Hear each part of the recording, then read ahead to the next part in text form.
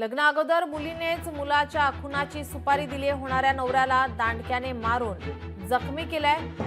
यवत पोलिसांनी 5 जणांना या प्रकरणी अटक केली आहे। होणारा नवरा पसंत नसल्याने त्याचा खून करण्याची होणाऱ्या नवरीने सुपारी दिल्याची धक्कादायक घटना समोर आली आहे। यातील होणाऱ्या नवऱ्याला दांडक्याने मारून जखमी करण्यात आले। ही घटना दौंड तालुक्यातील खामगावच्या हद्दीत घडली। या प्रकरणी यवत पोलिसांनी तपासाची सूत्र फिरवत 5 आरोपींना अटक केली आहे, अशी माहिती यवत पोलीस स्टेशनचे पोलीस निरीक्षक नारायण देशमुख यांनी दिली आहे।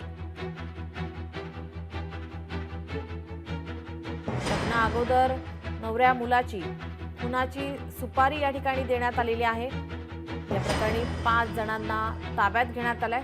आपले प्रतिनिधी चंद्रशेखर भांगे आपल्यासोबत जोडलेले आहेत। चंद्रशेखर, काय अधिकची माहिती?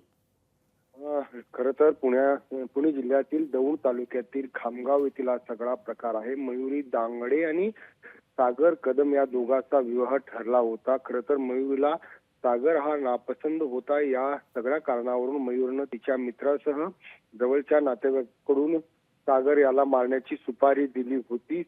खामगाव येथील एका धाब्याच्या समोर सागर कदम हे कारमधून आले असता 5 ते 6 जणांच्या या टोळक्यानं सागर यांना तू मयुरीशी लग्न करू नकोस म्हणून मारहाण करण्यास सुरुवात केली।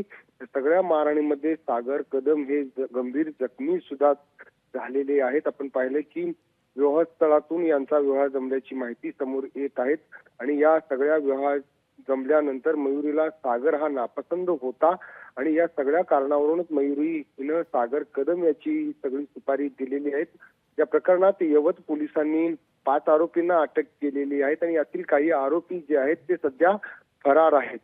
नीलम जी, धन्यवाद चंद्रशेखर, आपण दिलेल्या या सविस्तर माहितीसाठी। लोकशाही मराठी ऐका, पहा, जागरूक रहा।